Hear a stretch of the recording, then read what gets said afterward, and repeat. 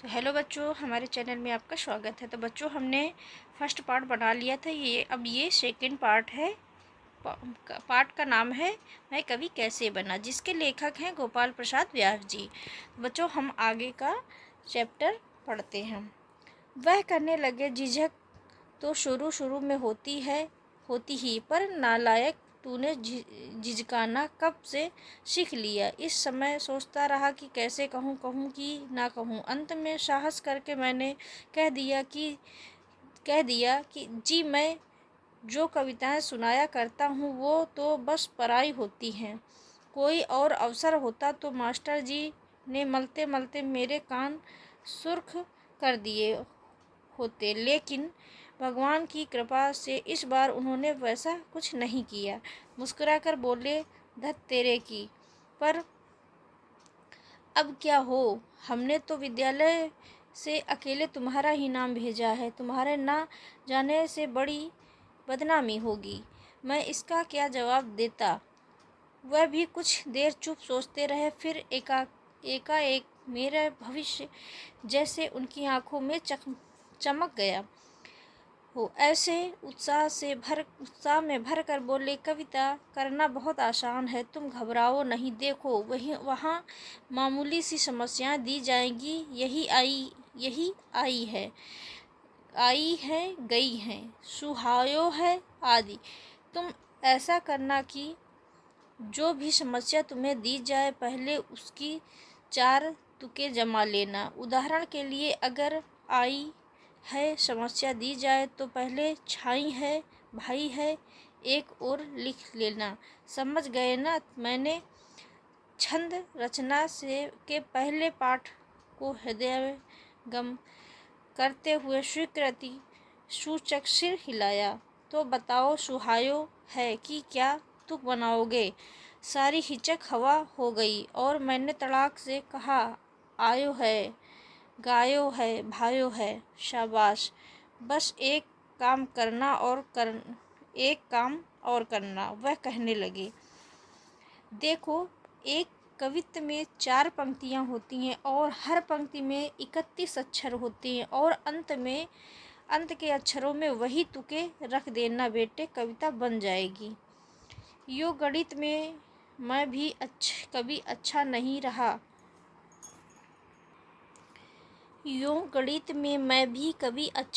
रहा। हमेशा तिमाही छमाही में इसने मुझे अंडा और सालाना में बड़े प्रयत्नों के बाद प्रमोशन दिलाया है। मगर होनहार की बात कि उस दिन कविता का यह जटिल गणित मेरी समझ में तत्काल आ गया। मुझे आज भी याद है कि उस दिन जब नुमाइश में कविता की परीक्षा देने के लिए मैं पहल पहुँचे तो मेरे मन में कोई दुविधा या संकोच नहीं था। यद्यपि आगत कविजनों में मैं सबसे छोटा था, केवल 11 वर्ष का।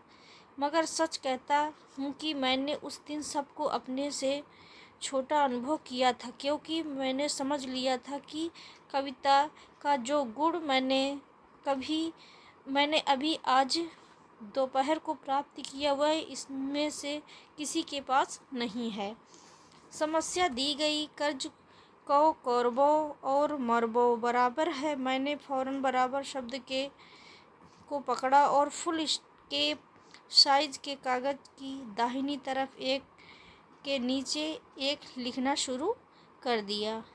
वैसे ही कर दिया, सरा लिखना शुरू किया। सरासर है, झराझर है, लेकिन जैसे बंदूक और संदूक के बाद तीसरी तुक नहीं मिलती, वैसे ही मुझे बराबर की तीसरी तुक उस समय नहीं मिली। मैं रुका नहीं, बराबर है कि तीसरी तुक ऊपर है लिखकर फौरन समस्या पूर्ति कर डाली। कविता तो मुझे अब याद नहीं रही, लेकिन उसका भाव यह था कि देखो मित्र, तुम्हारे पिता ने कर्जा लिया था, उसका कैसा बुरा फल निकला। वह स्वयं तबाह हुए और तुम्हें भी बर्बाद कर दिया। इसलिए किसी ने सच ही कहा है कि कर्ज को कौरवों और मौरवों बराबर है। समस्या पूर्ति के लिए 1 घंटे का समय दिया गया था, मगर मैंने कोई 20 मिनट में ही जैसे तेज विद्यार्थी सवाल हल करके स्लेट मास्टर साहब को पकड़ा देता है, कागज परीक्षक को थमा दिया। उस दिन का वह दृश्य आज भी मेरी आंखों के सामने चित्र की तरह खिंचा हुआ है। कवि सम्मेलन का पंडाल श्रोताओं से खचाखच भरा हुआ था। मेरे हेडमास्टर और कविता की कुंजी बताने वाले क्लास टीचर भी बगल की कुर्सियों पर बैठे थे। भीड़ में मेरे विद्यालय के कितने ही विद्यार्थी और सहपाठी भी शामिल थे। मेरा नाम पुकारा गया। मैं उत्साह के साथ भीड़ को चीरता हुआ मंच पर आया। चारों तरफ तालियां बज रही थीं, पर मैंने उन पर कान नहीं दिया। विश्राम घाट के चौराहे वाले हनुमान जी को मैं रोज संध्या को हनुमान चालीसा का पाठ सुनाया करता था। मन ही मन उनका स्मरण किया और हाथ हिला हिलाकर कविता सुनाने लगा। स्वर मेरा सदा हुआ था, शक्ल भी बचपन में बुरी नहीं लगती थी। लोगों ने जो बच्चे के मुंह से कच्ची समस्या पूर्ति सुनी तो गदगद हो गए। सभी लोग प्रशंसा और आश्चर्य के भाव से देख रहे थे। कविता की समाप्ति के बाद मैं तालियों के तूफान में जो खोया तो फिर सुध-बुध नहीं रही। मेरी सांस फूलने लगी, पसीना आ गया। शायद और अधिक देर होती तो मैं खड़खड़ाकर मंच पर ही बैठ जाता कि तभी हमारे विद्यालय के हेडमास्टर श्री मुकुट बिहारी लाल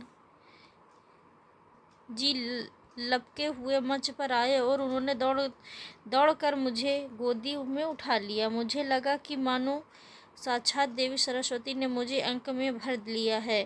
उनकी गोद में जाते ही मेरा सम्मान कई गुना बढ़ गया। मेरे विद्यालय के लड़के जोर जोर से तालियां बजा बजा कर कूदने लगे।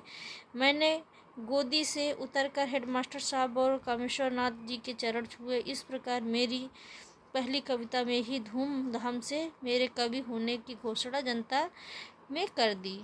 घड़ी भर में मैं चोर से साहूकार हो गया।